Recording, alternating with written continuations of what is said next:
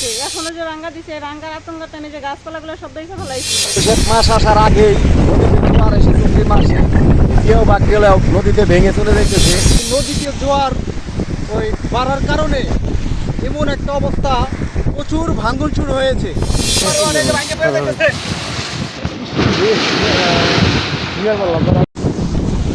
সুপ্রিয় দর্শক, ভাঙনের এই দৃশ্যটি মানিকগঞ্জের হরিরামপুর উপজেলার কাঞ্চনপুর ইউনিয়নের কুশিয়ারচর এলাকার। চৈত্র মাসের মাঝামাঝিতেই অকালে জোয়ার আসে এই পদ্মা নদীতে, যার ফলে দেখা দেয় তীব্র ভাঙন। জোয়ারের পানির তোড়ে এই কুশিয়ারচর এলাকায় দেখা দিয়েছে এই নদী ভাঙন। এই কুশিয়ারচর এলাকায় মালচি গ্রামের মাঝামাঝিতে প্রায় ৩০০ মিটার এরিয়া কোনো জিও ব্যাগ না পড়ার কারণে নদীতে অকালে জোয়ারের পানি আসায় জোয়ারের পানির তোড়ে ভেঙে যাচ্ছে নদীর পাড়। এতে করে নতুন করে আতঙ্ক দেখা দিয়েছে নদী ভাঙনের। চলুন আমরা তাহলে এই নদী পাড়ের মানুষের কথাগুলো একটু শুনে। মাস আসার আগেই নদীতে জোয়ার এসে চলতি মাসে কেউ বা গেলেও নদীতে ভেঙে চলে যাইতেছে। এই পানি বাড়ার কারণে, গভীরতার কারণে জিয়াবাগগুলো ভেঙে বসে যাইতেছে, আমাদের এই পার রক্ষা হইতেছে না। এখন এই আপনারা এসে আমাদের এই নদী ভাঙন প্রতিরোধ করুন। আমরা এখন আবেদন জানাইতেছি আপনাদের কাছে, বিশেষ করে মন্ত্রী মহোদয়, এমপি যারা পদে আছেন, দাদা ভাই, রীতা ম্যাডাম, এদেরকে আমরা জানাইতেছি আমাদের কাঞ্চনপুর তথা হরিরামপুর এই জিও ব্যাগ এই যে আষাঢ় মাসে পানি ভাঙনের কারণে নদী ভাঙে যাইতেছে। আপনারা আমাদেরকে যদি সাহায্য সহযোগিতা করেন, আপনারা আমাদেরকে সহানুভূতি করুন। আমরা কোনোভাবে এখন থাকতে পারতেছি না। এই জিও ব্যাগগুলো ধৈসে পড়ে যাইতেছে, দেখেও কোনো কাজ হইতেছে না।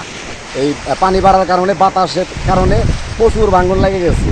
এখন আপনারা আমাদেরকে যদি রক্ষা করেন, কাঞ্চনপুরটা রক্ষা করেন, কাঞ্চনপুরবাসী একটু বাঁচান, হরিরামপুর বাঁচান। ভাঙতেছে, এখনো যে ভাঙা দিছে, ভাঙার আতঙ্কতে আমি যে গাছপালাগুলো সব দেখে ফেলাইছি। আবার কতগুলো কাইটে আমি রাখি বানিয়ে রাখছি। আমি ৩ ভাঙ্গা দিয়ে এই জায়গায় আমি আইছি, এখন আর আমার ভাঙ যাওয়ার মতন কোনো সিস্টেম নেই। এই জায়গাটুকু আমার আছে, এই যে ঘরটা উঠে রাখছি, আমার এই ঘরটা যেন আমি অন্য জায়গায় নিয়ে সেই জায়গা নাই, এখন পাওয়া যাইতেছে না। তাহলে এখন আমার অতি তাড়াতাড়ি আমার এই জায়গায় একটা ব্যবস্থা করে দেওয়া লাগবে, ব্যবস্থা আমার করে দেন। সরকারের কাছে আমরা কোনো কিছুর আবেদন করি না, আবেদন করি খালি আমরা এই নদী ভাঙ্গাটা ফিরিয়ে দিই। নদী ভাঙ্গাটা ফিরিয়ে দিলে আমাকে যথেষ্ট, আর কিছু লাগে না, খেতে আমরা খুশি। আচ্ছা, আপনি এই নদী পাড়ে এই মানে চান্দের উপরে কত বছর যাবত আছেন? এই জায়গায় আমি 7 বছর যাবত আছি। 7 বছর যাবত আছেন। ভাঙা দিছেন কয়টা এ পর্যন্ত? 3টা ভাঙ্গা দিছে এই পর্যন্ত আমি। ও, 3টা ভাঙা দিছেন। হ্যাঁ, এখনো ভাঙ্গার আতঙ্কতে এই যে সব কিছু আমার গাছপালা সব আমি ফেলাইতেছি। তাহলে এখন আমার যে আছে, এখনো যদি সরকার আমার একটু দান্ডে রক্ষা করে, তাও আমি রক্ষা পাই, তাও আমার বাড়িতে থাকি। হরিরামপুর থানা কাঞ্চনপুর ইউনিয়ন ও কুশিয়ারচর এলাকার 3 নং ওয়ার্ড। এই নদীতে জোয়ার ওই বাড়ার কারণে এমন একটা অবস্থা, প্রচুর ভাঙনচুর হয়েছে,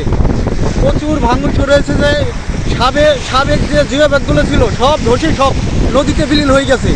আমাদের শত শত বাড়ি, শত শত কৃষি জমি আমাদের সব হুমকির মুখে। এখন এই বর্ষা মৌসুমের আগে যদি আমাদের হরিরামপুর সিঙ্গারের মাননীয় সংসদ সদস্য ইঞ্জিনিয়ার মনির ইসলাম খান শান্ত স্যার এবং মানিকগঞ্জের মানিক ও বিমান ও পর্যটক মন্ত্রী আফরোজা খান রীতা ম্যাডামের কাছে আমাদের অকুল আবেদন, আমাদের একটা স্থায়ী সমাধান, স্থায়ী একটা বেড়িবাঁধ আমাদের যাতে অতি দ্রুত এই সমাধান যদি আমাদের না দেয়, আমাদের এই কাঞ্চনপুর, যেটুকু আমাদের এই কাঞ্চনপুর যে 12টা মৌজা ছিল, এই 11টা মৌজায় বিলীন হয়ে গেছে, মাত্র একটা মৌজা আছে।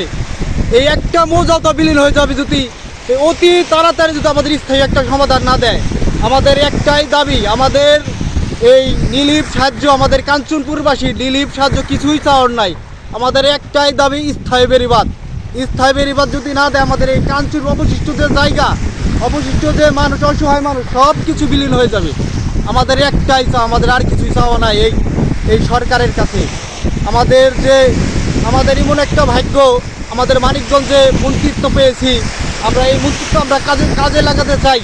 আমাদের কাঞ্চনপুরের মানুষ, এই মানিকগঞ্জের মানুষের ভিতরে সর্বোচ্চ অসহায়, এর অসহায় আর মানুষ নাই। আমরা স্থায়ী একটা বেড়িবাঁধ আর বর্ষা মৌসুমের আগে যাতে আমাদের একটা এই কিছু জিও ব্যাগ ফেলে না দিলে আমাদের সব কিছু এই শত শত বাড়িঘর এই নদীর পাড়ে সব কিছু বিলীন হয়ে যাবে।